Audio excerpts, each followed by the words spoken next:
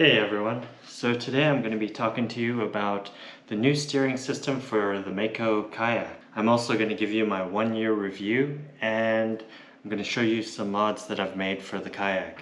Okay, so here's the new setup and this is the old setup. So the main difference is in the new one they've got the wires coming in the side here, and the old ones it goes up the middle here. So the old one looked a lot neater, but because of the way it was designed, there was a lot of friction, and I'll open it up and show you right now. Okay, so when you open it up, the wire would be coiled around the side and then comes out the bottom here.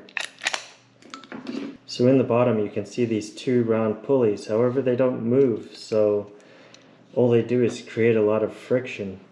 So the new system bypasses these. So if you were using the bike cable like I suggested in my 3-month review, you'd notice every time the cable broke, it was right on the inside here, just right by those pulleys. I guess I shouldn't call them pulleys though, because they don't rotate. If they did rotate, I think that would take a lot of the friction away, and the cables probably would have lasted a lot longer. So that's cool that they figured it out and got a new system out there. You can get it for free if your kayak's in warranty, or it costs about $100 from their website. I'll put a link in the description for that. You can also get a whole bunch of other parts from their website. But yeah, let's get out to the storage and we'll set up the new system.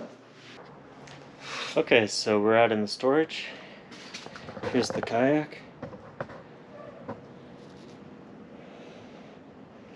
And here's the new steering system that I've installed.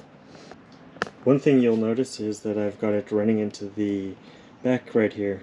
Before it was going to those little holes right there. But I prefer having the cables go through these little holes right here because that cable underneath the seat was kind of in the way. I get stuff caught behind there and it was just kind of a clutter. So if you don't mind drilling holes in your kayak, this is a better place to put it. I also didn't like how when it's routed underneath the seat, the cable has to essentially make two 90-degree turns, which puts more tension on the steering. And by putting it out the back here, you shorten up the wires by about 1.5 feet. That actually helped with the bicycle cables. They weren't breaking as much when I did this. So at the back here, you'll notice this isn't the original cable stop that comes with the kayak. Mine actually broke quite a few times. The screws got stripped in it, so I just replaced this with ferrule and stop, which costs about $2 at Home Depot instead of the $20 cable repair that you can get from their store. And one thing I didn't mention is the install, and it only takes about 15 minutes to do. It took me a little longer because I had to remove the sheath from the cable so that I could use the 1/16 ferrule and stop that I had. But if you didn't want to remove the sheath, I would use a 1/8 ferrule and stop, and that would probably save you some time. So a lot of people in my 3-month review asked me if I would buy this kayak again, and I'd really be hard pressed not to. The price point is like half as much as a Hobie, which kind of was the only other kayak I'd want at the time.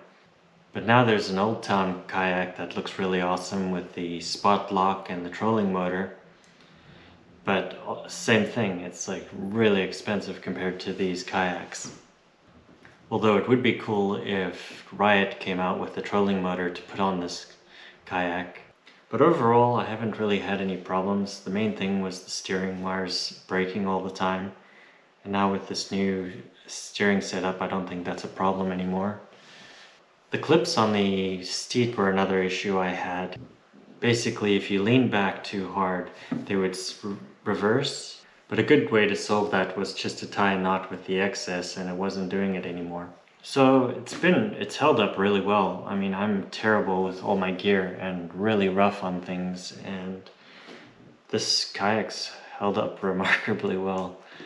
So overall, I haven't got any broken parts or anything like that. It's just the recurring problem with the steering. And maybe I'll do a review on how this steering works out in the future. But until then.